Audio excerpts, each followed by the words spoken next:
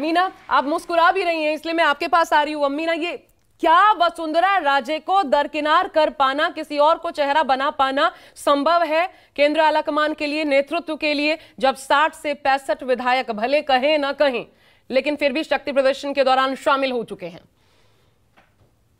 आशा, आज की बीजेपी और बीजेपी के आलाकमान के लिए मुश्किल कुछ भी नहीं है। इसलिए वसुंधरा राजे ने, क्योंकि उनके सब्र का बांध कहीं ना कहीं टूट गया, पूरे चुनाव प्रचार में उन्हें दूर रखा गया, दरकिनार किया गया, उन्हें फ्रंटलाइनर नहीं बनाया गया, और उसके बाद नतीजे आने के 24 घंटे बाद भी जब उन तक कोई मैसेज, कोई संदेश या कोई कम्युनिकेशन नहीं हुआ, तो उन्होंने, ऐसा लगा कि उनके सब्र का बांध टूटा और फिर उन्होंने विधायकों को बुलाया, उन्होंने शक्ति प्रदर्शन की जो कोशिश भी की। कांग्रेस पार्टी पिछले 3 दिनों से लगातार राजस्थान में अब वही रिपीट होगा इस तरह की बातें दोहरा रही है। वही रिपीट होगा का मतलब, जो कांग्रेस पार्टी पर आरोप लगता रहा, अशोक गहलोत सरकार पर जो आरोप लगता रहा कि 5 साल उनका समय अपनी सरकार को बचाने में निकला, ना कि जनता के लिए काम करने में। अब कांग्रेस पार्टी के जो प्रवक्ता हैं और कांग्रेस पार्टी की जो लीडरशिप है वो यही बात कह रही है कि राजस्थान में अब वही होने वाला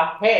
इस तरह की बातें करके कहीं ना कहीं कांग्रेस पार्टी भी एक कोशिश कर रही है कि बीजेपी के भीतर मुख्यमंत्री पद को लेकर जो सस्पेंस है या जो परेशानी है या जो फैसला लेने के बीच पहले की जितनी भी अड़चने हैं, मुद्दा यह है कि 2024 का लोकसभा चुनाव जो है, आशा, जैसा कि राजीव रंजन जी ने कहा कि अधिकतम सीट इस वक्त बीजेपी के पास है। 25 की 25 सीट राजस्थान में बीजेपी के पास है। एमपी यहाँ के सांसद जो हैं, ऐसे में इन 25 सीट को मेंटेन करने वाला मुख्यमंत्री कौन होगा?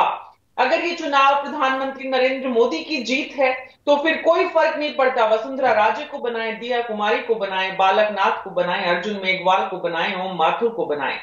मुद्दा ये है कि अगर कमल के फूल पर ये चुनाव जीता गया है तो फिर ऐसा मुख्यमंत्री चाहिए जो इन 25 सीटों को इंश्योर करे,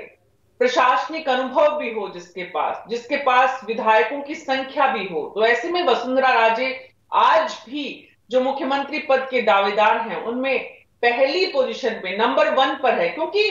कुछ जो विधायक चुनाव हारे हैं, आशा, ये भी समझना होगा, मुख्यमंत्री पद के दावेदार जो 2 बड़े नाम थे विधानसभा में, नेता प्रतिपक्ष और उपनेता प्रतिपक्ष, ये जो दोनों चुनाव हारे हैं, उससे भी कहीं ना कहीं पार्टी के भीतर एक ये चर्चा जरूर है, ये डिस्कशन के कोर्स में जरूर शामिल है कि मुख्यमंत्री किस व्यक्ति को बनाए, ताकि ये जो पूरी लीडरशिप है जिसने कलेक्टिव लीडरशिप में चुनाव जो लड़ा और उसमें नतीजे जो विधानसभा के आए, क्योंकि विधानसभा में आज 150 या 160 सीट नहीं है, ऐसे में लोकसभा चुनाव में उसका रिजल्ट किस तरह से रिफ्लेक्ट होगा। दरअसल मुश्किल इसलिए भी बड़ी है मीना, क्योंकि आगे लोकसभा चुनाव है, ये हर पार्टी बखूबी, ये बीजेपी बखूबी समझ रही है और उसी हिसाब से निर्णय भी करना है। क्योंकि अगर यहां से अब इस पॉइंट पे जाके अगर कहीं भी गुटबाजी या पैर खींचना, इस प्रकार की स्थितियां बनती हैं तो नुकसान सिर्फ और सिर्फ भाजपा का है।